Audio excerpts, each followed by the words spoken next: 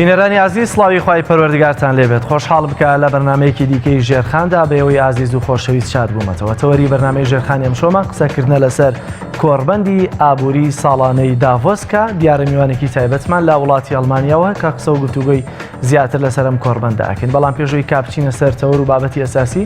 ژێرخان سەرنجتان بۆ چەند هەواڵێکی تایبەتی ئابووری ڕادەکەش. نرخی نەوتی خاو بە ڕێژەیەکی زیاتر لە 102 دابەزینی بەخۆ بووینەوە بەهۆی بڵاوبوونەوەی ڤایرۆسی کۆرۆنا لە چین کە دووەم گەورەترین بەکارهێنەری نەوتە لە جیهاندا، هەروەها ڕاگررتنی گەشتەکان بووە وڵاتە خواست لەسەر و بەرهەمەکەم بووەتەوە. بەوەش نرخی نەوت بە ڕێژەی زیاتر لە 102 دابەزیەوە. بەپێی ئاژانسی هەواڵی ڕۆیتەرز نرخی نەوتی خاوی برنت 1.35 دلار دابەزیوە، لە دوایین مامەڵەدا بە 60.69 دلار بۆ هەر بەرمیلێک مامەڵی پێوە کراوە، واتە بە ڕێژەی 102.2 نزم بووەتەوە. لە هەمان کاتیشدا نرخی نەوتی خاوی تەکسازی ئەمریکی 1.4 دلار دابەزیوە و بە 54.19 دلار بۆ هەر بەرمیلێک مامەڵی پێوە کراوە، واتە بە ڕێژەی 2.5 نزم بووەتەوە. لە ئێستادا ئۆپێک تاوتوی بەردەوامیدان بە کەمکردنەوەی هەناردەکردنی نەوت دەکات بۆ ڕاگررتنی دابەزینی بەردەوامی نرخی نەوت لە بازاڕەکاندا. سەرچاوەیەکی نزیک لە ڕێکخراوی ئۆپێک ڕایگەیاند لە ئێستادا ڕێکخراوەکە تاوتوی بەردەوامیدان بە کەمکردنەوەی هەناردەکردنی نەوت دەکات تا کۆتایی ئەم ساڵ ئاماژەی بەوەش کردووە گفتوگۆکانی ڕێکخراوەکە بۆ درێژکردنەوەی ماوەی بەردەوامیدانە بە کەمکردنەوەی بڕی هەناردەکردنی نەوت لە قۆناغەکانی سەرەتادایە. ساڵی ڕابردوو ڕێکخراوی ئۆپێک و حکوومەتی رووسیا بەمەش کۆنتڕۆڵکردنی نرخی نەوتی خاو بڕیاری کەمکردنەوەی بڕی هەناردەکردنی نەوتیدا و تا ئێستاش بەردەوامە. ئەمڕۆ لە بازاڕەکانی هەرێمی کوردستان بەهای 100 دۆلاری ئەمریکی بەرامبەر بە 121,600 دینار بووە. 100 یۆرۆ بە 135,000 دینار بووە. 100 پاوەند بە 157,000 دینار و 100 لیرەی تورکی بە 22,250 دینار. 100,000 تمەنی ئێرانیش بە 9,400 دینار. نرخی یۆرۆ بەرامبەر بە دۆلار 100 یۆرۆ بە 111 دۆلار و نرخی 100 پاوەندیش بە 129 دۆلار و 29 دۆلارە.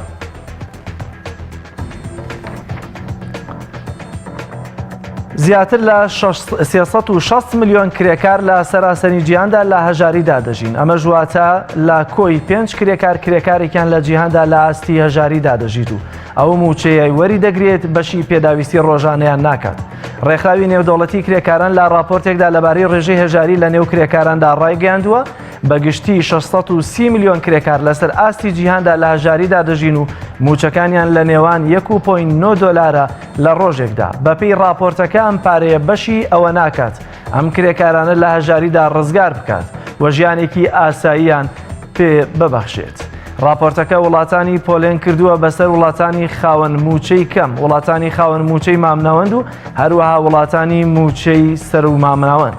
ڕێکخراوی نێودەوڵەتی کار لە راپۆرتێکیدا ڕایگەیاندووە کرێی ڕۆژانەیە و کرێکارانە کەمترە لە 1.9 دۆلار و لە هەژاری مامناوەندان کرێکارانی 1.9 بۆ 3.2 دۆلار لە ڕۆژێکدا وەردەگرن. هاوکات ڕێکخراوەکە پێشبینی بۆ ساڵی 2024 کردووە و بەپێی دەرخستەکانی لە ساڵی 2024 ڕێژەی هەژاری لە نێوان کرێکاراندا بە شێوەیەکی بەرچاو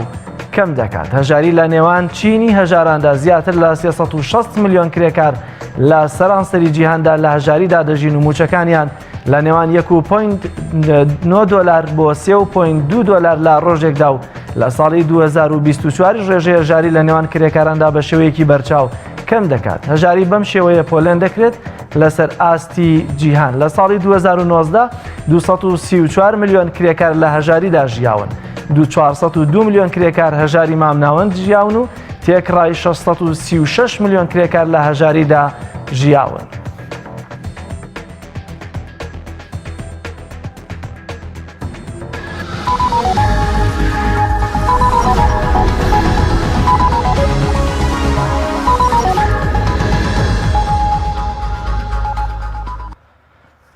بینەرانی عزیز وەک ئاماژەم پێکرد تەوەری ژێرخانی ئەمشەو تایبەتە بە قسەکردن لەسەر کۆڕبەندی ئابووری ساڵانەی داڤۆس کە دیارە لە وڵاتی سویسرا بەڕێوە دەچێت بۆ قسەکردن لەسەر ئەم تەوەرە ئابووریە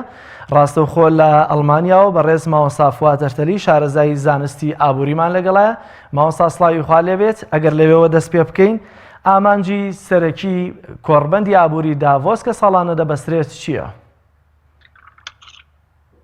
بسم الله الرحمن الرحيم الحمد لله رب العالمين والصلاة والسلام على رسول الله وعلى آله وصحبه أجمعين. السلام عليكم ورحمة الله وبركاته. عليكم السلام. سلااو ڕێزم بۆ ئێوەی خۆشەویست و بۆ هەموو بینەرانی کەناڵی پەیام. بێگومان هەر وەک معلومی جەنابتانە هەموو ساڵێک ئەم کۆڕبەندە ئابووریە جیهانیە لە سویسرا کە ئەبەسترێت دەستنیشانکردنی یاخود با بڵێن گفتوگۆکردن لەسەر ئەو خاڵە سلبیانە و ئەو پۆزەتیڤانەیە کە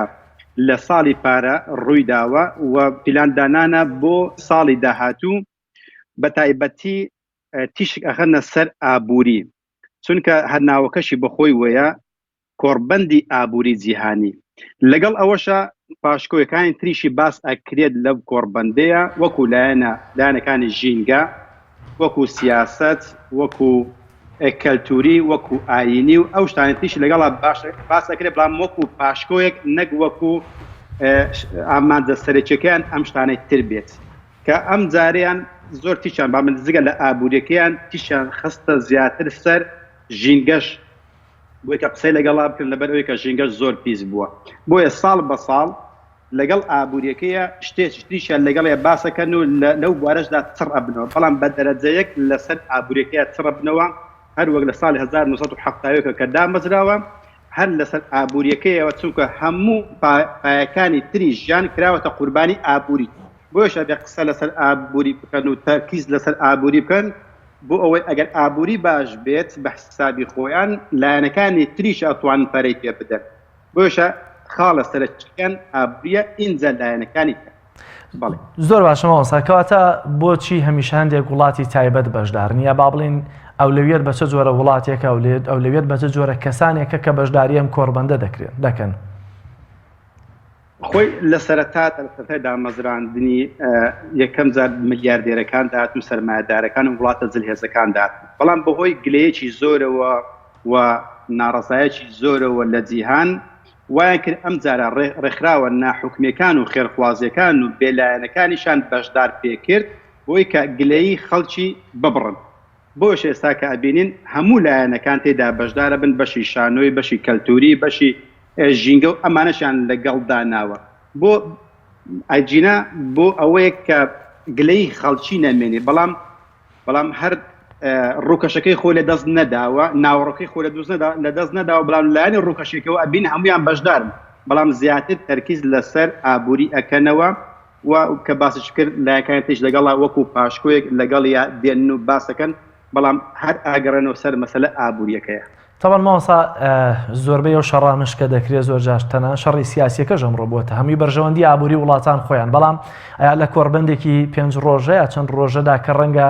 سەرۆکی هەر وڵاتێک جگە لە دیدارە لاوەکیەکانەوەی کە لە هۆڵی ڕئیسیە و کۆڕبەندەیە قسە و گفتوگۆ دەکات سابکە کاتژمێرە قسە دەکات چی لە سیاسەتی ئابووریە وڵاتە دەگۆڕێت کە سەرۆکەکەی دێ لە کۆڕبەندێکا قسە بکواتە چۆن ئاڕاستە ئابووریەکان دەگۆڕن ئایا خودی ئەو کۆنفرانسە دەیگۆڕێ کۆبوونەوە لابەلاکان و ڕێکەوتنی لابەلای ئابووریە کە وڵاتان لەگەڵ یەکترا کاریگەری ئابووریەکە یا کۆنفرانسە کۆڕبەندەکە دەکاتە ئابووری؟ خۆی ئەمە ئیشارەت پێ بدەم بۆ هەموو کۆبوونەوەیەک ئەگەر هاتە سەر شاشەی تەلەڤیزیۆنەکانە و خەڵکان تێدا بەشدار بوون ئەوە گەرانتیتان بدەمێ ئەو شتانە باز ناکرێت کە لەژێر مێزەکەەوە هەنا بەڵام مادەم هاتە سەر مێزەکەی مادام لە قسەکانیان لە پیلانەکانیان مەترسن ئەم شتانە باز ناکرێت کە خەڵکی و یاخود لە بەردەم چاوی کامێڕاکان و پامنێرەکانە باز بکرێت. گرنگ ئەوەی کە لەو کۆڕبەندە باس ئەکرێت ئەو شتا لاوەچیانە ئەبڵێن باس ئەکرێت کە خەڵکی تێدا چەواشە ئەکرێت بەڵام ئەوانە لە ناو یەک بازنێدا ئەسوڕێنەوە کە گۆڕانکاریان پێ ناکرێت یاخود گۆڕانکاری بتوچیان پێ ئەکرێت بەڵام ئەوەی کە سیستەمە جیهانی ئابووریەکەیە لە ژێر کۆنتڕۆلی ئەو کەسانە نینە کە لەوێدا قسە ئەکەن بەڵکو ئەوانەی ئەو کۆبوونەوانەی کە لابەلانەوە چاوی کامێرەکان نایگاتێ ئەمانە جێگای پرسیارن و هەڵوەسەنە لەسەریان بکەیت نەک ئەوانەی وەکو داڤۆس و یان ئەوانەی کە G20 کە ڕۆژانە بابێ ساڵانە ئەوش ئەبەسترێت ئەمانە جێگای مەترسی نینە و جێگای پیلاندانان نینە و ئەم کۆڕبەندەش ساڵانە کە ئەبەسترێت هیچ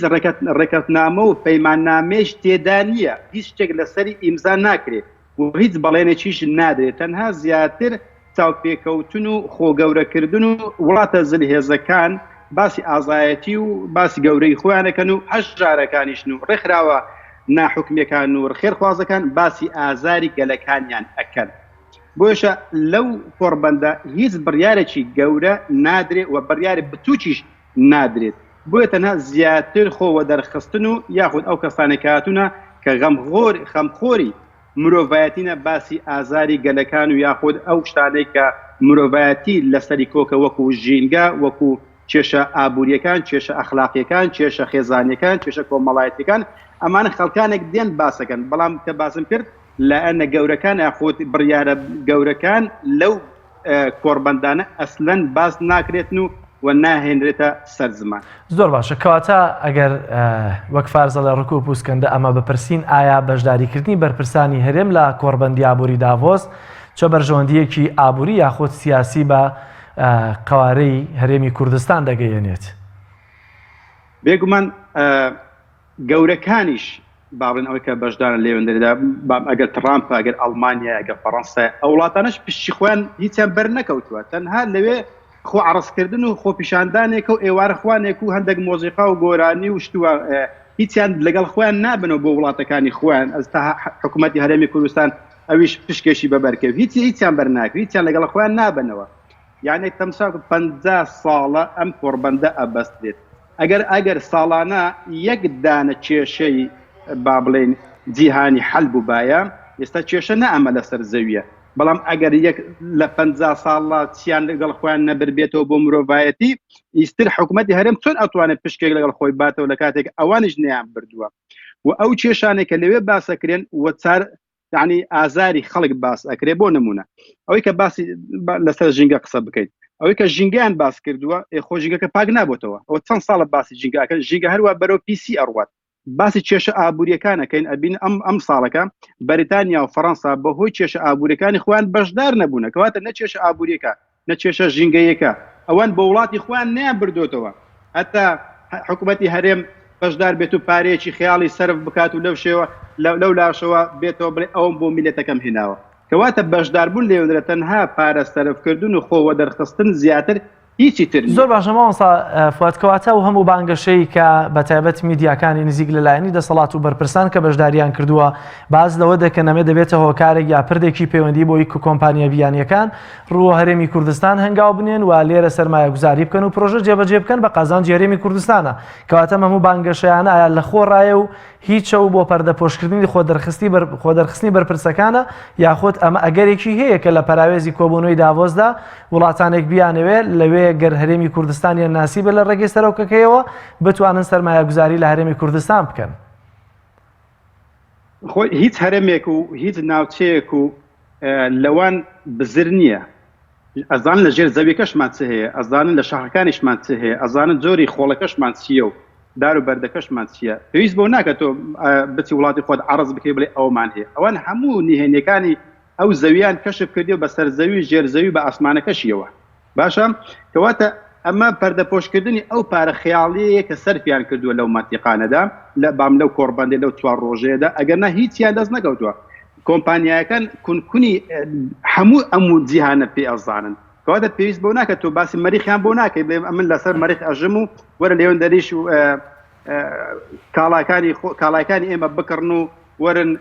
با بڵێن پارەی خۆتان لێوە بەگەڕ بێخن کەواتە ئەمە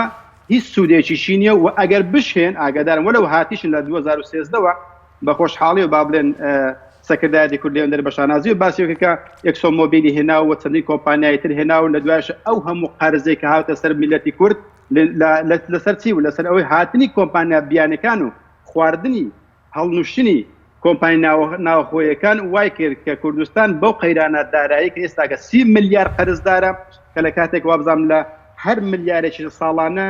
30 ملیۆن دۆلار دێتە سەری بۆی حکوومەتی هەرێم بەهینانی ئەو کۆمپانیا بیانیانە و نەمانی کۆمپانی ناوخۆیەکان ئەم قەرزە زۆرەی هاتە سەری و ساڵانەش کرێکی 1000 بابلێن سوێکی 1000 زۆری دێتە سەری حکوومەت ناچار بووە بەوەی کە ساڵ بکە بە 8 مانگۆ و لە هەمان کاتە زەریبە و ڕسومات و سوتەمەنیەکان لەسەر خەڵکە گران بکە زۆر باشە هاتنی کۆمپانیای بیانی بە پێچەوانەوە من بەزارێکی 1000 گەورەی دائەنێم ئەگەر ببێتە هۆکاری ئەوەی کە کۆمپانیان ناوخۆیەکان هەڵنووشێتون یاخود وڵات تووشی قەرزدارێکی زۆر بکاتن و ژیانی تاکتاکی خەڵک قوڕ. زۆر باشە ماوە سەفوات ئایا هیچ زانیاریەک تەیە لەسەرەوەی کە ئەگەر کەسێک بیەوێت لە کۆڕبەندی ئابووری داڤۆسدا بەشدار بێت مەرجەکانی چین و ئایا ئەگەر لە ڕێی بۆ نمونەیە سەر کۆماری عراق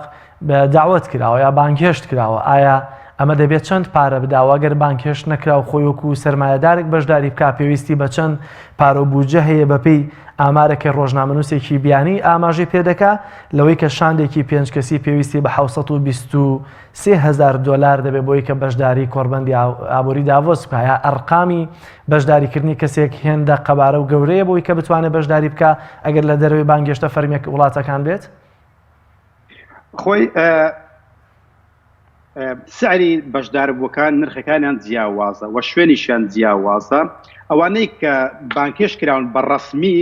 وەکو وڵاتە جلهێزەکان وەکو ئەمریکا و وەکو بەریتانیا و ئەڵمانیا و فەڕەنساوانە کە بەڕەسمی بانگێش کراون ئەوانە لەسەر حسابی خۆیان ئەچن لەسەر حسابی کۆڕبەندەکە ئەچن لەسەر ئەو پارەی کە ئەندامەکان مەرجە سەرۆکی هەر وڵاتێکە بانگێشت کرا لەسەر حسابی خۆیان بێت نەخێر ئەم لەسەر حسابی ئەندامانی کۆڕبەندەکەیە هەموو سەرۆک وڵاتەکان هزار شەریکە ئەندامن لەم کۆڕبەندەدا ساڵانە ئابوونا ئادەن پارە ئادەن ئەو کەسانی کە بەڕەسمی بانگەشت کراون و بانکەشی استراتیژینە ئەمانە پارە نادەن ئەوانە بەڵکو ئەندامن و ساڵانە پارە ئادەن بۆیە وەکو بڵێ ماڵی خۆیان ئەچنەوێن دەرێ خۆیان عەرزەکەن ساڵ پێشەوەی بازنەی بانگێشتەکان فراوانتر بکەین ئایا ئەو کەسانی کە بانگێشت دەکرێن بە فەرمی مەرجی تایبەتمەندی دەبێت بیانگرێتەوە یا بەس تەنها سەرۆکی وڵات و قەوارەیەکی سربەخۆ بن بەسە خۆی ئەو کەس ئەو وڵاتانە دێن یاخود ئەو کەسانە دێن کە کاریگەری ڕاوستە و خۆیان هەیە لەسەر گۆڕانکارە ئابووری و سیاسەکان لە جیهاندا ئەوانەی کە قورسایی نییە لەسەر زەویە با بڵێن بە شێوە گشتێکی قسام بکەین ئەمانە بە بانگێشتی ڕسمی بانکێش ناکەن بەڵکو خۆیان داوەت دەکەن و حسابی خۆیان دێن ئەمانەی کە لە حسابی خۆیان دێت تقریبا ئەوانە لەو چوار ڕۆژێکە بەشدارە بە نزیکەی 6 دەفتەرێک پارەکەیان ئەڕوات بەڵام ئیواشیان هەیە کە نزیکەی 6 دەفتەریش مەسرفەکەی ئەڕوات ئیتر لە کەسێک بۆ کەسێکە چۆن چۆنیە شەستەکە چەند چۆنیە بۆ نەفرێک یا بۆ شاندێک بۆ یەک نەفر بۆ 56,000 ئێڕۆ بۆ ئەو کەسانە کە نەفەری ئاسایینە 56,000 ئێڕۆ تقریبا کاتە 6 دەفتەری دۆلار بەڵام بۆ کەسێکی استراتیژی با بڵێن ئەگەر بێتن ئەوە کاتە مەسرفی ئەو لەسەر کۆڕبەندەکە ئەگاتە 6 دەفتەر تقریبا مەسرفەکەی ئەڕۆکەشی کە ترامپ بۆ نمونە کە پێویستی بە قووەتێکی زیاتر هەیە لەوەی کە کەسێک بە تیارێک بێت لەوەی کە کەسێک بە پاس و یاخود بە مێترۆ بێت لە کەسێک بۆ کەسێکە جیاوازە لە 6 دەفتەر ئەڕوات تا 6 دەفتەر و هەشیانە بەشدار وەکو پەیامنێرێکە یاخود وەکو کابراایکی سیاسیە تەقاعودێکە شتێکە دێ لەوێ بەشدارە بێت ئەمەش تقریبا 3 دەفتەر مەسرفی ئەم چوار ڕۆژەیەتی بۆی لە کەسێکە بۆ کەسێکە جیاوازە پەیامنێرێک 3 دەفتەری پێویستە بۆی بەشدار بێت بەڵێ ئەوەندەی پێویستە بۆی کە لەو ڕۆژچووکە لەو ئوتێلەکانی گران و پارەی ئەو ئەمن و ئاسایشش ئەبێ بدەن کە لەسەر حسابی ئەو خەڵکانە میوانەکانە حساب بکرێت. زۆر باشە کەواتە ئەوەندەی کە زانیاریت هەبێ ئێستا سەرۆک کۆماری عێراق و هەروە سەرۆک هێرێمی کوردستان ئایا بە فەرمی بانگێشت کراون یا لەسەر حسابی خۆیان ڕۆشتوون؟ خۆی 117 وڵات بانگێشت کراوە بەڵام نازام ئایا کوردستان و یاخوا بڵێن عێراق ئایا بەڕەسمی بانگێشت کراون بەڵام پێم وایە بەڕەسمی بانگێشت کرابن یعنی چونکە عێراق یەکێکە لەو وڵاتانەی هەرچەندە با بڵێن چێشمە سیادەی زۆر لەسەر بەوەی کە لە قاسم سلێمانی کە لێوە دەرێت تیرۆر کرا با بڵێن کەسێکی بیانی بەدەستێکی بیانی لە وڵاتێکی بیانی بکوژرێ ئەمە بێگومان هیچ سەروەرەتیەک بۆ عێراق نەماوەتەوە بۆ یێشە ئەو لە ناو جەرگەی ململانەکاندا یعنی پێم وایە بەڕسمی بانگێشتکرابن نەک ئەوەی کە بەخۆیان کەواتە سەرۆکی هەرێمی کوردستانیش هەمووەکو قەوارەی هەرێمی کوردستان هێندا پێکەکەی گرنگە ئێستا لە ڕووی گۆڕانکاری ئابووری و سیاسیەکانەوە بۆ وڵاتە زلێزەکان بۆیە ڕەنگە سەرۆکی هەرێمیش ئەم بانگێشت کرد بێت. ئەگەری هەیە بەڵام لە وردەکارەکانی ناوخۆی هەرێمی کوردستان ئاگادار نیم. زۆر باشە. بۆچی کاکفات هەمیشە هەندێک کۆمپانیای زەبەلاحن کە ئەمانە بەشداربووی سەرەکی هەموو کۆڕبەندێکی ئابووری دایڤۆسن لە ساڵانی ڕابردوو بە ئەمساڵیشەوە لە نمونەی دامەزراوە بازرگانیەکانە وەکو کۆکاکۆلا، گۆڵدەرمان،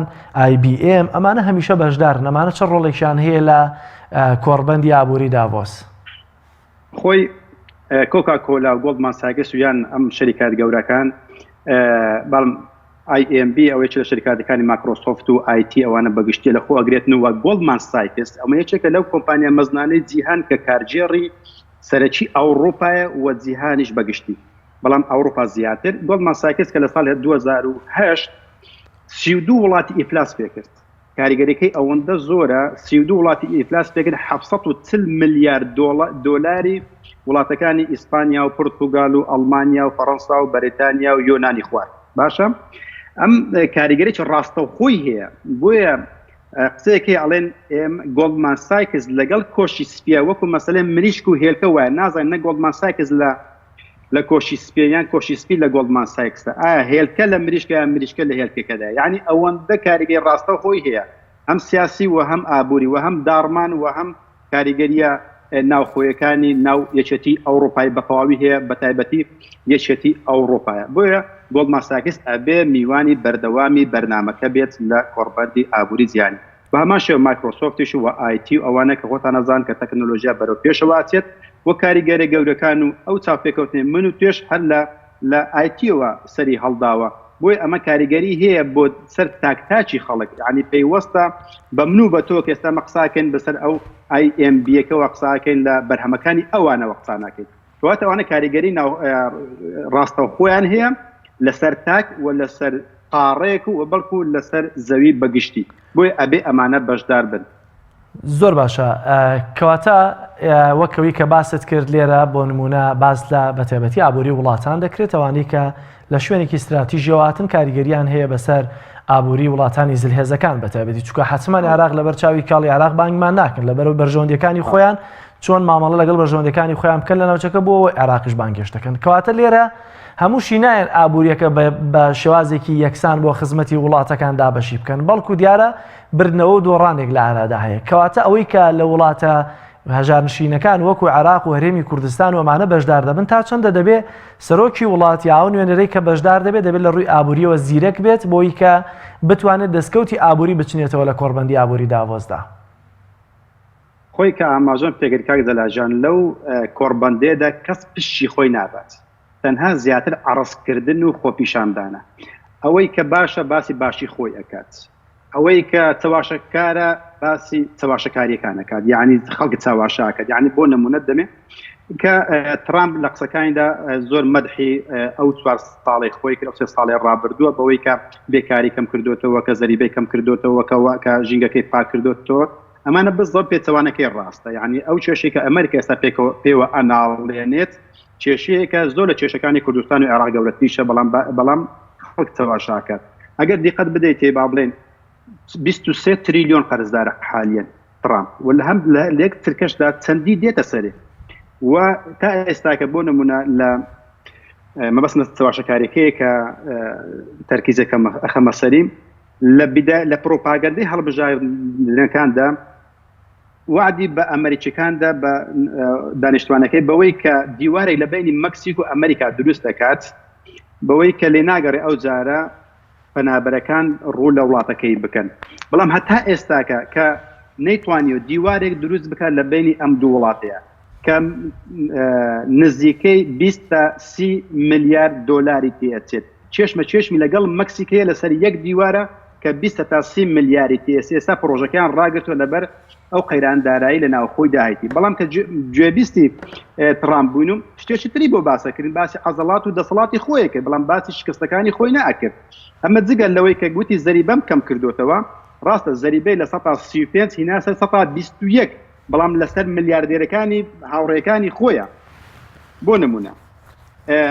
شەریکەی پۆستی فێدێکس لە ئەمریکا مەشهورە. ئێستا پێشتر 1.5 ملیار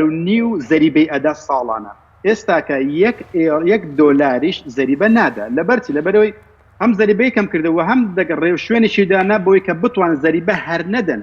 ئەمە وای کردووە کە کۆمەڵێک شەریکاتی هاوڕێی خۆی و لە خۆشی وام کە بە خۆشیێکێکە لە ملیاردێرەکان سەرمادارەکان بەوەی کە هەموو شتەکان بۆ خۆی هەڵقۆستەوە بۆ هاوڕێکانی هەڵقۆستەوە ئەم کورسیەکەی خۆیە دەسەڵاتەکەی خۆی لە کاتێکە باسی ئەوە کاتن کە وەزعی خەڵکی باش کردووە وە زەریبەی کەم کردوێتەوە بەڵام بە پێچەوانەکەی ڕاستە بەڵکو وڵاتەکەی زیاتر تووشی قەیرانی دارایی بووە و ئێستاکەش لە بەردەم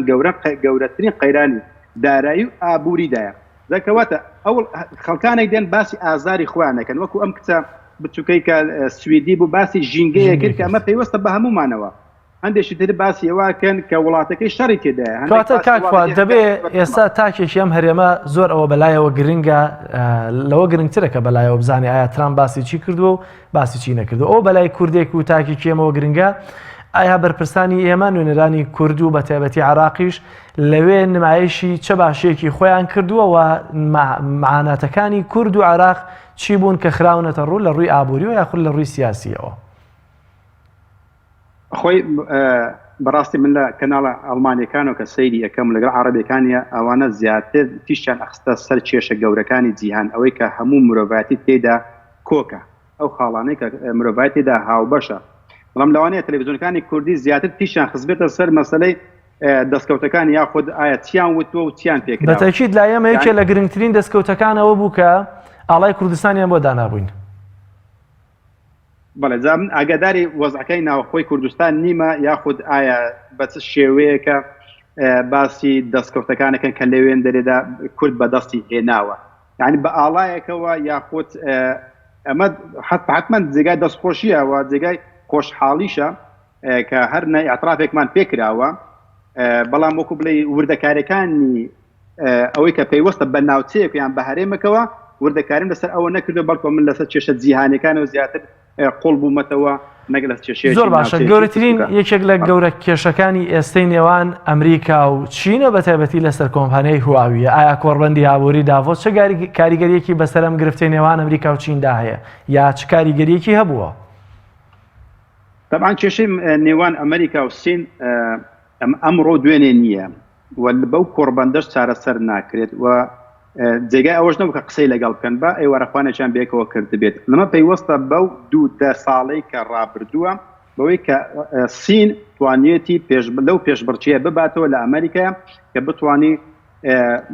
بازاری جیهان قۆرق بکات و لە دەست ئەمریکا دەری بێنێت. ئێستا کە ئەمریکا لە کاتێککە 23 تریلیۆن قەرزدارە بەڵام داهاتی سین بە تریلیۆنان زیاد دەکات لەوێ کەمەکە لەوێ زیاد دەکات. بۆی ئەبینی ئەم چێشمەیە بەرهەمەکەی 20 ساڵی ڕابردوو بە تایبەتی 10 ساڵی ڕابردوو بە تەواوی تۆخ بۆتەوە. ئەمەیە کە کێشەکانی نێوان سین و ئەمریکا قوڵتر کردوێتەوە بۆیە بە کۆڕبەندێک و بە ئێوارەخوانێک چارەسەر ناکرێتن و ئەمە ئەمەی خستۆتە گەورەترین بەردەم گەورەترین گۆڕانکاریە جیهانیەکان ئەم کێشەی نێوان سین و ئەمریکایە. گۆڕانکاریە جیهانیەکان لە ڕووی ئابووریەوە یا بەگشتی سیاسی و تەنانەت ڕەنگە بڵێم جوگرافیشەوە؟ بێگومان بۆیش لە بیدایەتە تەرکیز مەسەر ئەوە کردووە. یەکەمیشت ئابووریە بۆیە توکە هەموو شتێک کراوەتە قوربانی ئابووریەکە توکە ئەم سیستەمە مەتریالیزمیە مادەپەرستیە با بڵێن ئاین و ئەخلاق و خێزان و تاک و کۆمەلگا و جیرانەتی و پەیوەندی کۆمەڵایەتەکان و حتا پێکەنینیش ئەخاتە خزمەتی ئابووریەکەوە. بۆیە کە ئابووریەکە شلەژا و خراپ بووم ئەوکانی تر زۆر بە تەواوی کراونە قوربانی کەواتە لە ڕووەکانی ترەوە ئەوانە هەروێران بوونە. ئێستا بۆ نمونە کێشەکانی کەمبوونەوەی ڕێژەی دانیشتوان گەورەترین کێشەی دروست کردە بۆ ڕۆژ ئاوایە. بۆ چونکە منداڵبوون و پرۆسە هاوسەرگیریەکان و بنیاتنانی خێزان کراوەتە قوربانی ئیش و زەریبەدان. ئەمە گەورەترین کێشەی بۆ ڕۆژ ئاوا دروست کردووە بۆیشە ئێستا ئابووریەکەش تووشی کێشە بووە. زۆر باشە کاکوات کەواتە ئەمریکا ئێستا بە تەناخۆی گرفتی هەم لەگەڵ ئەوروپا هەیەەوە هەم لەگەڵ چینا هەیەەوە بە تایبەتی بیریشمانە لەگەڵ کۆریا و ئێرانیشدا هەیە. بەڵام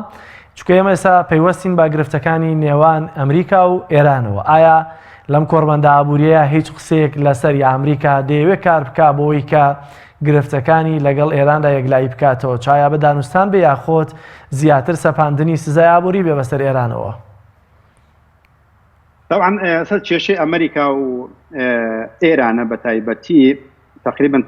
زنجیرە باسێکمێ بە ناوی نهێنە شاراوەکانی نێوان ئەمریکا و ئێران و تەمەنەوە پرسیارەشەمە لەو زنجیرەوە سەرچاوە دەگرێت بیانی بینەری ئەوانە بووم کە بەشێکیان باس لە شەڕی دۆلار و بانقەکان دەکەیت. بەڵێ بۆیە کێش ئەگەر مادام شارەزایەکت لەوە هەیە مادام کەواتە کێشەی ئەمریکا یعنی تووشی پەلەقاژەیەک بووە ئەو تووشی کێشەی گەورە بووە تووشی با بڵێن شێرپەنجە بووە ئیتر بە قەترەی چاوان یاخود بە قەترەی گوێچکە چارەسەر نابێت یعنی بە کۆڕبەندەکان و بە کۆبوونەوەک لەگەڵ ئێرانە چارەسەر نابێت کێشەی ئەو کێشەی دۆلارە کێشەی ئەو کێشەی نەوتە کێشەی ئەو کێشە قەرزە کەڵەکەبووەکانی سەریەتی کێشەی ئەو کێشەی ئابووری و داراییە ئەم کێشانە وای لێکردونە کە لە پەلەقاژەی خۆی پەلاماری کۆریادا پەلاماری ڤەنزوێلادا پەلاماری عێراقی پێشترەی داوە بەڵێ کوبا ئێستاگە تقریبا پاشەوەی کە گوشارێکی 1000 زۆری لەسەر بوو هەژارێکی 1000 زۆر بڵاو بۆتەوە تا ئێستاگە سیارەکانی مۆدی سیەکان و چلەکانی هەر لێە ناچار تەسلیم بوو بەڵام بە شێوەیەکی جوزئی نەک بە شێوەیەکی کولی بۆیە شابینی هەر وڵاتێکە تەسلیمی ئەم پێترۆ دۆلار نابێت یاخود دۆلارەکە نابێت یاخود سیستەمە سەرمایه‌داریەکە نابێت ئیتر ناچار گوشاری خەنە سەر و لە ناوی ئەبەن و بە دیکتاتۆر و بە تیرۆریست و بە هەر شتێکت ناوی ئەزڕێن بۆی کە لەبەر چاوی جیانە ڕیسوای بکەن و خەڵکی با بڵێن هەموو جیان هاوپەیمانێک دروست بکەن بۆ لێدانی ئەو وڵاتەی کە ئەوان ڕوویان ڕەش کردووە لە بەرچاوی مێدیاکان و لە بەرچاوی خەڵک لە ڕێگای مێدیاکانیانەوە کەواتە مەبەستەکەمان لەوەیە کە کێشەی ئێران و ئەمریکا دووشتی زۆر لێک جیاوازن کە ئەمە ئەوە تیشی بخەمە سەری لە کێشە ئیقلیمەکەیە کۆکن خاڵی هاوبەشیان هەیە ئەمریکا و ئێران بۆ ئەوەی کە نەگەڕن هەرگیز کە ئومەتی ئیسلامی یەک بکرێتەوە شیعەش لەسەر ئەوە کۆکە لەگەڵ یاندا کە قەت لەگەڵ ئەوە دانینە کە ئەهلی سونە یەک گرتوو بن لەمە خاڵی هاوبەشیان هەیە بەڵام لە کێشە جیهانیەکە سیستەمە ئابووریە جیهانیەکە خاڵی ناکۆشیان هەیە بۆیشە لەو سوارچێوە یەک هاوپەیمان بوون بەڵام خەنجەری ژەهراوی لێدان و قاسم سلێمانی لێ کوشتن کەواتە لە کێشە جیهانیەکە کۆگرینە بەڵام لە کێشە ئیقلیمەکە ناوچەیەکەیە لەوەیە کۆکرد کوشتنی قاسم سلێمانی بە تایبەتی کە بە شوێنی یا کۆڕبەندی ئابووری داوەست دێت چ کاریگەریەکی ئابووری هەبوو لە ناوچەکەیە هەم لە نێوان ئێران و عێراق و هەم بەگشتی لە ناو خودی عێراقدا و ئەمریکا بە تایبەتی باس لە سزادانی سەپاندنی هەندێک سزای ئابووری دەکرد بەسەر عێراقدا خۆی مەسلەی قاسم سلێمانی کە پێم وایە پەیوەست بوو زیاتر بە کاریگەری ئەو بە پەیوەندیە سەربازی و سیاسەکانی لەگەڵ دەوروبەری خۆیە یعنی هەتا لەگەڵ حەماسی سونەشە ئەو پەیوەندێکی باشیە و جگە لەگەڵ حیزب اللهە جگە لە یەمەن و زەیدیەکان و جگە لە سووریاشە لە عێراقشە بە هەمان شێوە خۆی کاریگەری ئەم کابێ لە ڕووی سیاسی و لە ڕووی عسکەریەوە کاریگەریی یەکجاری زۆری هەبوو و وای کردبوو کە ئەوەی کە ئەمریکا بەدەستی دێنا ئەو بە کڵاوێکی سحری لی ئەستاندەوە ئەی خستە ژێر ڕکێفی خۆی هەر وەک عێراق چێ گرتی و چێ خواردی ئەمە بزەب وای لاتەوە عێراقی بەوە گرت بۆی کە نەوتەکەی داگیر بکاتن و میلەتەکەی بچەوسێنێتەوە بەڵام لەولایەوە شیعە کۆمەڵی گروپی جیاجات نزیکەی لە 50-60 گروپی شیعی دروست کرد و ئەم دەرفەتەی بۆ خۆی هەڵقۆستەوە و توانی عێراق بکات بە پاشکۆی ئێرانە بۆیش ئەمە ئەمریکای نیگەران کردووە بەوەی کە ئەو ئەویست ئەو نەوتێکە لە ئێرانیشدا هەیە ئەو جێشێکە لە ئێران هەیە ئەو گەنجێکە لە ئێران هەیە ئەو کاڵایکە لە ئێران هەیە مخابراتەکەی جێشەکەی سەربازەکەی پەروەردەی قوتابخانەکەی بخاتە ژێر ڕکێفی خۆی بەڵام لە کاتێکە عێراقیشی لەدەستووە بۆیشە شەڕەکانی عێراق و سووریا بە تایبەتی ئەوە بابڵێن بەرامبەرکە بە داعشکرا زەر و زیانێکی یەکجار زۆر بە ڕۆژئاوا کەوت بە تایبەتی بە فەڕەنسا و بە ئەمریکا کە ئەوان دوو هاوپەیمانی سەرەکی بوون لە شەڕەکەیە یعنی بەس ئۆباما 9 تریلیۆنی زەرەر کردووە لە شەڕەکانی عێراق و سووریایە ئەم زەرەرە ئەم زیانە گەورەیە بەبەر ڕۆژئاوا کەوت ئێران توانی ئەمە هەڵقۆزێتەوە بۆ خۆی و بابلین سەحەکە بۆ خۆی بەدەست بێنێتن و هەم لە ڕووی سیاسی و هەم لە ڕووی سەربازی و هەم لە ڕووی ئابووریشەوە بە هەمان شێوە هەمووی بۆ قازانجی خۆی سوڕاندەوە بۆیش ئەمریکا ناچار بوو لە 2000 لە کابینن لەو ئێستاکە لە 2019 کە سووریای بەجێهێشت بەوەی کە بتوانێت خەرجیەکانی سەر وڵاتەکەی کەمێک کەم بکاتەوە لەو لاشەوە بینی ئێرانیشی هاتوۆتە سەرێ بەوەی کە زۆر باشە کاکفوا دەگەر زۆر لە بابەتی کۆڕبەندی ئابووری داڤۆس نەیەمە دەرەوە مۆزوعی ئابووری نێوان ئەمریکا و ئێران بەرەو کوێ ئاڕاستە هەڵدەگرێت بە تایبەتی ئایا ئێران بەرگەی ئەمەندەی تر سزای ئابووری ئەمریکا دەگرێت لە ئێستادا کە چەند ڕۆژی ڕابردوو جارێکتر باس لە وەزارەتی گەنجینی ئەمریکا باسی لە هەندێک سزای ئابووری دیکە کرد کە بەسەر ئێراندا دەستەپێنێت و بە تایبەتی بەسەر چەند کەسایەتیەکی ئێرانیدا خۆی بۆ ئەوەی کە زاڵ بن بەسەر وڵاتێک ئەم سەرمایەدارانە بۆ قۆڕەکردنی وڵاتێکە یەکەمیش داوا بە شێوەیەکی ئاشتیانە داوا لە سەرکردەکەکەن بەوەی کە ڕێگا بدە کۆمپانیاکانیان بێنە ناو ئەو وڵاتە و سەرۆت و سامانی وڵاتەکەیان تەسلیم بکەن ئەگەر بێت و ئەم سەرکردەیە تەسلیمیان نەبوو کە ئەمە جۆر پێرکیز لە کتێبەکەیە زۆر بە وازحی باسیەکە کە بەخۆ یەکێک بوو لەو پیلان جێڕەکان و لە کار بەدەستە گەورەکانی ناو CIA بوو بەوەی کە یەکەمش داوای دەکەن ئەگەر تەسلیم نەبوو ئەو کاتە لە ڕێگای فرە حیزبیەوە بە حیزبەکەی تەنیشتە خۆی بە برایەکەی خۆی وای لێکەن کە لە پەرلەمانە بدۆڕێنێت باشە ئەگەر بەوەشە نەیانتوانی بە شەڕێکی ناوخۆی وای لێکن بە کارەساتێکە بە بەربوونەوەی تیارەیەکە یاخود بە تیرۆرکردنی بەدەستی هاونیشتمانێکی خۆی ئەیکوژن وەکو سڵاح حوسێن لەوەت خۆی کە عەبدولقادر قاسمی کە تەقەی لێکردو وەکو یاخود محەممەد مصدق ساڵی 1953 بە ئینقلابێکە لایەن برد و شایەنە جێگای دانا ئەمە مەر قۆناغی دووەمە ئەگەر بەوەش هەر نەیانتوانی ئیتر قۆناغی سێم دەستپێکە قۆناغی حەساری اقتصادیەکەی کە لەسەر عێراقیان دانا کە ئێستا لەسەر ڤەنزوێلا لەسەر کۆریا لەسەر کۆریای باکوور و ئێستاکەش لەسەر ئێرانە ئەمە ئاخر قۆناغیەتی وا لە خەڵکەکەکەن بەوەی کە فەقیرێکی یەکجار زۆر بڵاو بێتەوە کە بتوانێت خەڵکەکە ڕابپەڕێت و لەو ڕێگایەوە بتوانن ئەم سیستەمە تەسلیمی کۆمپانیا مەزنەکان بکەن و تەسلیمی با بڵێن کارگێڕانی جیهان بکەن ئێستا کە ئێران لەو قۆناغی کۆتاییدایە بەخۆی وڵاتەکە ناپرۆشێت بەڵام سەرکردەکانیان وەلەما کاتە حیزبێک نییە کە بەرەنگاریان بێتەوە ئیش بۆ ئەمریکا بکات یاخود سەرمایدار بکاتن سێم ئەوەیە کە ئێستا ئەمریکا چاوی لەوەی خەڵکەکە ڕابپەڕێت لە فەقیری و لە هەژاریە یاخود بە ئۆپۆزۆسیۆن دەست بخاتە ناو وڵاتەکەی بۆی کە بتوانن ناوخۆی ئەو وڵاتە تێک بدەن ئیتر لەم قۆناغەدا بەڵام ئایا تا چەند بەرگەی ئەمە ئاگرێت ئێران ئەمە جێگای پرسیارەکە پرسیاری بەڕێزت کردێت ئەم بەڕاستی ئەمە جێگای پرسیار ئایا چەند ئێران ئەتوانێت بەرگەی ئەو حەسار اقتصادیە بکات ئەمە پرسیارە لای ئێمەش و لای هەموو زۆر باشە کاکفات ڕەنگە هەر هاوڵاتیش ڕەنگە بینەریژەوە پرسیارە بکات چی تێدایە بۆ نمونە وڵاتی شوە کوێران ڕێگە بدا بە کۆمپانیا ینی سەرمایه‌دارەکانی ئەمریکاش بێن سەرمایه‌گوزاری لە ئێران بکەن خۆی ئێستا هاتوونەتە هەرێمی کوردستان هاتوونەتە عێراق ئێمە زەرەرمان تێدا کردووە لەوەی کە هاتوونەتە ئێرە و دۆلاریان بۆ هێناوین بەڕێ طبعا ئەمە پرسیارێکی زۆر جوانە خۆی ئەگەر بێت و گەشەی ئابووری هەبی لە وڵاتە و بژانەوە هەبێ و تەکنۆلۆژیا بێتن و ئاسمان پڕ بێ لە تیارە و ئەرزش پڕ بێ لە مێترۆ و لە جادە و ڕێگاوبان و مۆبایلی دوانە بێگومان کەسێک نییە بڵێ ئەمە شتێکی خراپە و ناشیرنە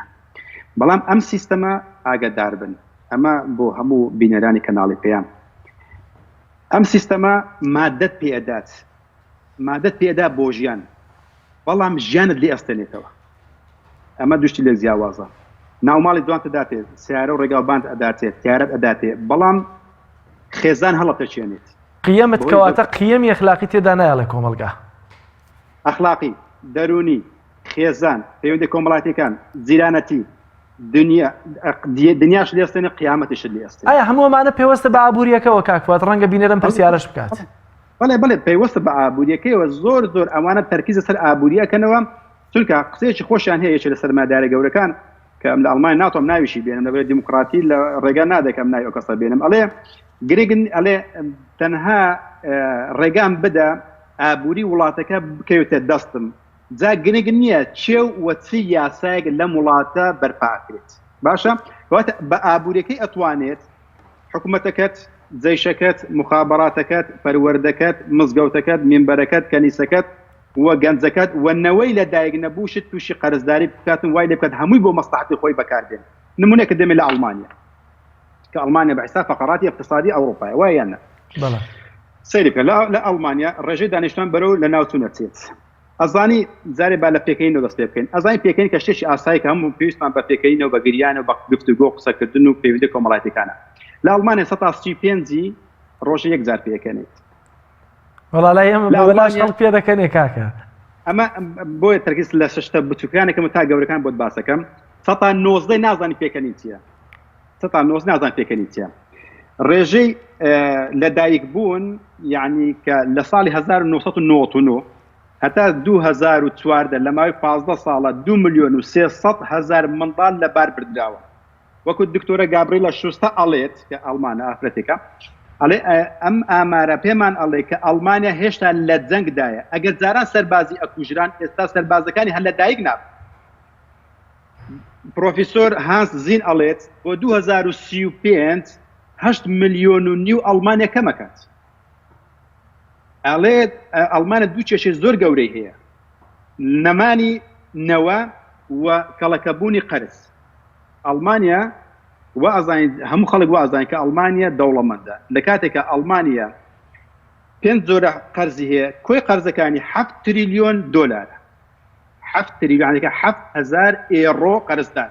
کە بەداخۆ من ئەوڕۆ لە کەناڵی جەزیرە سەیرم کرد لەسەر ئەو مەسەلەیە یعنی دکتۆری قسەیە کرد وتی تاکە وڵاتێک ناوێشێتی ئەوڕۆپا کە اقتصادەکەی باش بێ ئەڵمانیا کە نزیکەی 500 ملیار دۆلاری هەیە فقیر حال والله ئەگەر ئەزانی 7 تریلیۆن قەرزدارە قەدەم قسە ناکەیت ئاگاد لە دەردی ئەوان نییە ئەوەی کە کورد ئەڵێ ئەوەی لە ماڵم نییە ئاگای لە حاڵم نییە فەڕەنسا و ئەڵمانیا لە ناوێچەتی ئەوڕۆپا لەگەڵ بەریتانیا ئەوانە تۆزە وەزعیان باش بوو بەریتانیاوە دەرئەتێ بەهۆی قەرزی کەڵەکەبووی کە لە سەرەتی کە نزیکەی 3 تریلیۆن و نیو قەرزدارە فەڕەنسا 2 تریلیۆن و نیو قەرزدارە و ئەم ساڵ بەشدار نەبە بەهۆی ئەو کێشە دارایانەی کە تووشی بووە کە هێلەگە زەردەکان ئاخر دەرەنجامە سلبیەکانی ئەم کێشە ئابوووریەکان بوو لەبەر ئەوەی کە سوتەمەنی زیاد کرد و زەریبەی زیاد کرد و ڕسوماتەکانی زیاد کرد بۆی کە خەڵک تەحملی ئەوەی نەماوە سەرڕای ئەوەی کە ئیشێکی زۆرەکەن کاتێکی زۆر لە ژیانن ئەڕوات ناتوان پرۆسی هاوسەرگیری پێک بێنن و لە هەمان کاتە ناتوانن گفتوگۆ بکەن و پێ بکەن و قسە بکەن و مەجلیسیان هەبێتن و پەیوەندی کۆمەڵایەتیەکان و جیرانەکان کەواتە ئەم سیستەما چی لێکات وڵاتت بۆ ئەبوژێنێتەوە مادەی ژیان پێدا بەڵام ژیانت دیاستێنێتەوە ڕۆژ ڕێژەی تەلاق لە ئەڵمانیا نزیکەی 400,000 پرۆسی هاوسەرگیری ئەکرێت نزیکەی 200,000ش هەڵەوەشێتەوە کەواتە 136 تا 150 خێزانەکان هەڵ ئەوەشێنەوە لە کاتێک زۆر باشە کاک فواد دوای 5 ساڵ و 10 ساڵ پێک هاتووە زۆر باشە بوونە کاک فواد ئێستا ببوورە ئێستا ئەم سیستەما لە هەرێمی کوردستان و عێراقدا هاتووە و دۆلارمان بۆ هاتووە تا پەترۆدۆلاریش لێرە کاری پێ دەکرێت و ئەو کۆمپانیا زەبەلاحەکانی ئەمریکا و ئەوروپا و رووسیا هەمووەمانە لێرن ئایا ئەم جۆرە هەڵوەشانەوەی کۆمەلگا لە بابەتە ئابووری و ئەخلاقی و کەلتوری و فەرەنگیەکان و هەموو ئەمانە لەناو ئێمەیان ڕەنگی داوەتەوە کە ئەگەر بەپی ڕێژەی تەلاق و هاوسەرگیری بێت ئێمەش ڕێژەکە شتێکی وای لەگەڵ ئەڵمانیا فەرق نییە بە بەراورد بە پرۆسی هاوسەرگیری و تەلاقدا کە لە تازەترین ئامارەکاندا باسی دەکەن بەڵێ لەو ئاماران ئاگادار مردەکارن لەسەر ئەو مەسەلانە کردووە کە عێراقیش بەڵام کوردستانیش بە هەمان شێوە یەک سیستەمە یەک دراوە یەک بەرنامە یەک ئامانجە بەڵام تەنها چەند ساڵێکمان جیاوازە یاخود چەند ڕێژەیەکی کەممان جیاواز لە بەروی تازە بۆ ئێمان هێناوە ئەو کۆمپانیان تازە هاتوونە کە ئەو پیلانیان لە ناو وڵاتەکانی لە هەموو جیهانە پەیڕەو بکەن بۆیشە کە باسی کێشەیەکی کوردیەکەی لەگەڵ کێشەیەکی ئەڵمانی لەگەڵ ئەسکەندەنافیەک و کەنەدیەک و ئەمریکا یەک کێشەیە تەنها ڕێژەمان جیاوازە ئەوەی کە ئێستا کە لە ئەڵمانیا گوزارێت بۆ نمونە ڕاستە با بڵێن ئەوانش پێشترێ باخلاق بوون و خێزانیان هەبوو منداڵیان هەبوو نەوەیان هەبوو و لە هەموو بوارەکانی ژیانە بابێن سەرکەوتوو بوون هەیان بوو بەڵام بەهۆی ئەوەی کە گەشەی ئابووریکە سەری هەڵدا و ئەم شتانیان لێستانەوە یا بە قوربانی ئەم قەرزەی کە کەوتەتە سەریانە هەموو پێگەکانی تریشان لەدەستدا و ئابووریەکەشان لە بەردەم گەورەترین داڕمانی ئابووریدایە بۆیە کوردستانیش بە هەمان شێوە بۆیە کە لە بینەوە سەقسەکە یەکەممان بۆی کە وست ئەگەر بێن چی زەرەرەکەین بەڵێ ئەمانە زەرەرەکەین بەڵام بینایەکان ئەڕازێننەوە زۆر باشە کاکوازیان هاوێنە بن پەیامەکەت گەیشت ئەگەر بینە سەرەوەی ئایا کۆڕبەندی ئابووری داڤۆس کاریگەری نێوان گرفتەکانی گرفتە ئابوووریەکانی ئەمریکا و ئەوروپا هیچی لێ چارەسەر دەکرێت ئەم گرفتانە بەرەوکوێ دەڕۆن چونکە دیارە لە ئێستادا ئەمریکا پێویستی بە هەندێک لە وڵاتانی ئەوروپاش هەیە بۆ ئەوی کە لە ڕووی سزا ئابوووریەکانەوە بە سەرێراندا دەیسەپێنێت بێگومان ئەم گوشارەی ئەمریکا بەهۆی ئەوەی کە با بڵێن بناغەی دامەزراندنی ئەم سیستەمەیە هەموو وڵاتان لەگەڵ خۆی لول داوە بەوەش ئەتوانی کاریگەری لەسەر ئەمریکا لەسەر یەکێتی ئەوروپا بکات و لەسەر یابانیش بکات کە هەمویان لەسەر ئەو سیستەما ئەڕۆن بەڕێگاوە و کێشەی ئەمریکا واتە کێشەی ئەمڕۆ جیهانی ئەمڕۆ هەمووی بەگشتی ئەم گلۆبالیزیشن با بڵێن ئەم جیهانگیرێکە هەیە کە کێشەیەک لە ئەوروپا لە ئەمریکا دروستە بێت کاریگەری لە ئەمریکا کاریگەری لەسەر ئەوروپاشە بێت باماژە کە ڕام قسەیەک ئەکات یاخود فەرمانێک ئەکات ئەمە شۆڕ ئەبێتەوە بۆ سەر وڵاتەکانی تریشە بۆیە کە زەخت لە یەکێتی ئەوروپا ئەکات یاخود لە یابان ئەکات بۆی کە گوشار بخەنە سەر ئێران ئەبێ جۆڕایەلی بن لەبەرسی لەبەرەوەی لەگەڵ خۆی لولی داوت یەک سیستەمن کە بووم باسکردی گۆڵدمان سایکس کە خۆی کۆمپانیایکی ئەمریکیە کە کارجێڕی یەکێتی ئەوروپایە بۆیە ناتوان جێڕایەلی فەرمانەکانی گۆڵدمان سایکس نەبن کاتێک بیانەوەی حەسار بخەنە سەر وڵاتێکە بۆش ئەڵمانیا نیگەرانە لەوەی کە ئەم شتەی لێکرێ فەڕەنسا باماشێوە یەکێتی ئەوروپا بەعام پێی ناخۆشە بەڵام چاری نییە بۆ نمونە لەسەر لێدانی سەدام حوسێنە ئەو کاتە شڕۆدە لەسەر حکوم بوو لەگەڵ یەشکە فیشە کە وەزیری دیفاعی ئەمریکا ئەڵمانیا بوو یخوان ئازانی کە لێدانی سەدام حوسێنە ئەمە لە ڕووی یاسا نێودەوڵەتیە نایاساییە و ئەو بەڵگانی کە ئەشێنەوە قابلی لێدان نییە لە سەدام حوسێن بدەن لە عێراق بدەن بەڵام لەبەرەوەی کە لەسەر خۆی فەرمانی پێکرا بوو ناچار دەستوری ئەڵمانیان بەلاوەنا و ویستی ناو پەرلەمانیشان بەلاوەنە کە کەس دەنجی پێ نەدا ئەنی ڕێژەی زۆر کەم بەڵام گوێڕایەلی گۆڵدمان سایکس زۆر باشە کاکفواد دوایین پرسیارم ئەگەر لە یەک دوو خولەکێکە جوابم بدەیتەوە سپاس دەکەم لەوەرە هیچ دەرفەتم نەماوە کە ئەنجامەکانی کۆڕبەندی داڤۆس خەڵک دەیبینێت کەی ئەیبینێ خۆی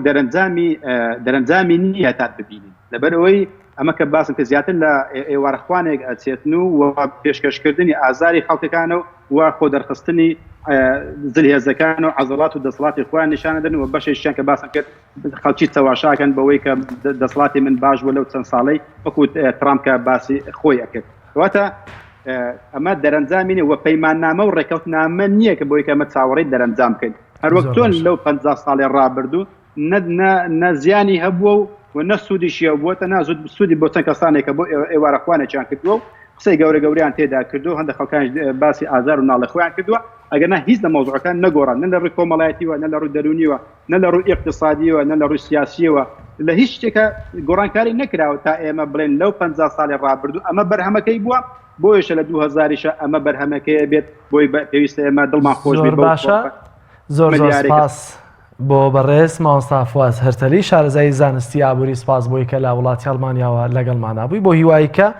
ئەو مەسروفەی کە بەرپرسانی هەرێم و بەرپرسانی عراقی کردویانە لە کۆڕبەندی ئابووری داڤۆس بێهودە نەبێت و سوود و قازانجێکی بۆ گەلی عێراق و بەتایبەتی کوردستان هەبوو بێت. بینەرانی عەزیز سپاس بۆی کە تام ساتەی بەرنامەی ژێرخان لەگەڵمان بوون تا بەرنامەیەکی تر بەخوای گەورە و مێهرەبانتان ئەسپێرم خواتان لەگەڵ.